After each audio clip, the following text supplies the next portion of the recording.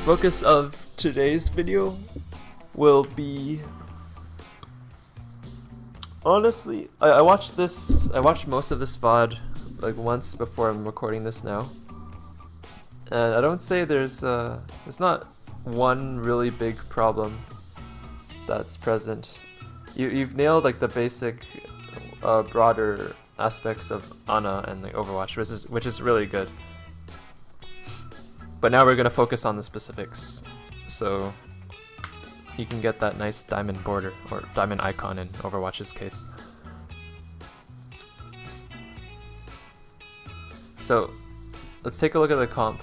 By now you should have noticed, or at the 1 minute mark in the video, you should have noticed that they had Pharah Mercy, and your team had Junkrat Hanzo.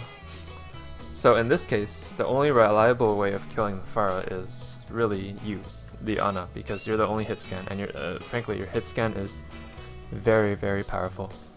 Hanzo might be able to snag a pick on her once in a while, but usually he'll probably just land a body shot, and then that's it, and she won't die. So really, you should take up the responsibility to be pressuring the Pharah at the very least.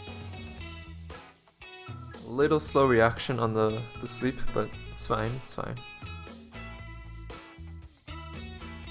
Now you see Hog enter this room. Actually, we see him exiting at the very last second. Towards you, exiting towards you. Yeah, right there. But it's like a few frames. I wouldn't expect anyone to like watch this or notice that he's coming out of the room.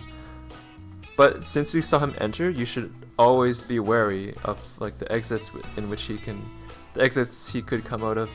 So you should have been really wary that he could came out of this door. But instead you just turn your back to him, and you should have died here. Actually, yeah, you do die, so you pay the price. If you were wary of where he was, you could have played around it and probably could have outlived his flank. That's gonna be the point, and we enter Streets phase. Also, as a note to the viewers, or I don't even know if anyone watches this, but this is the new Ana patch, where the boost heals a flat 300 HP, and your darts pass through full HP allies. Do not ever walk into Brigitte, that's very bad. Brigitte should be one of your worst fears. Always keep your distance from Brigitte. Your positioning is a lot better compared to last video, so really good job on improving. And just a note, this spot is very good for Ana. You have cover from the poles, this box, everything here. You have high ground, so you can see the entire map. You can see your team's area and the enemy's area, and you can see the flank spot on the top left and the Pharah sky zone. Now with the new Ana boost,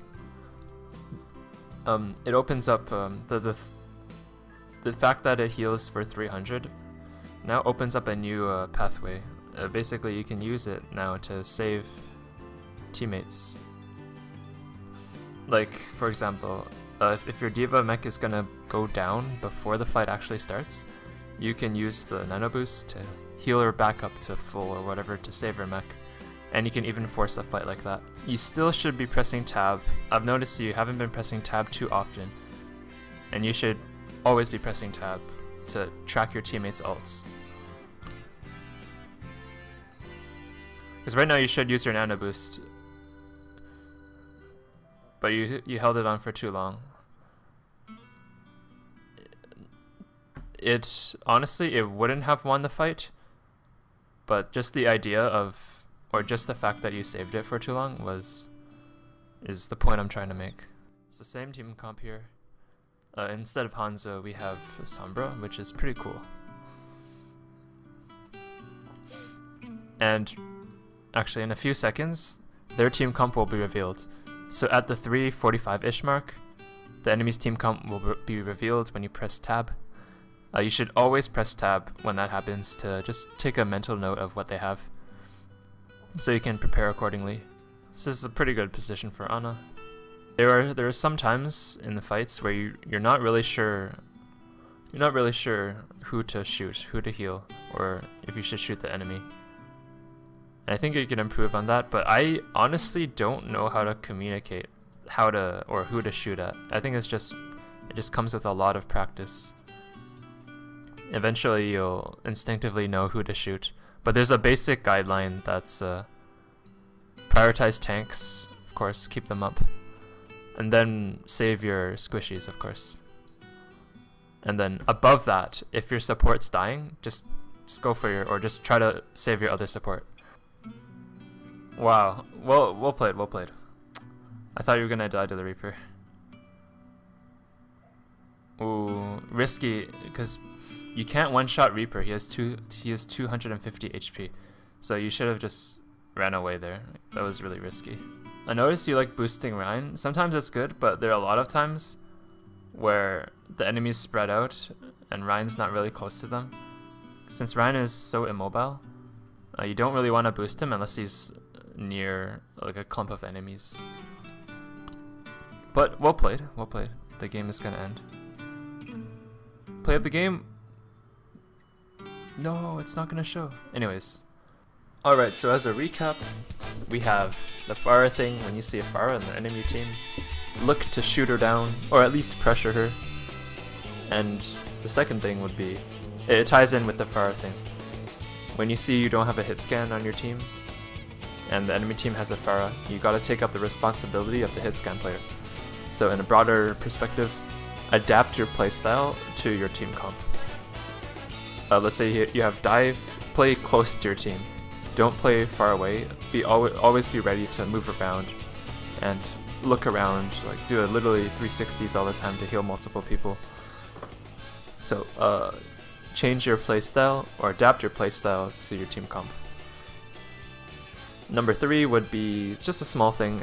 You can use your nano boost now to just save people, as opposed to just using it to fight.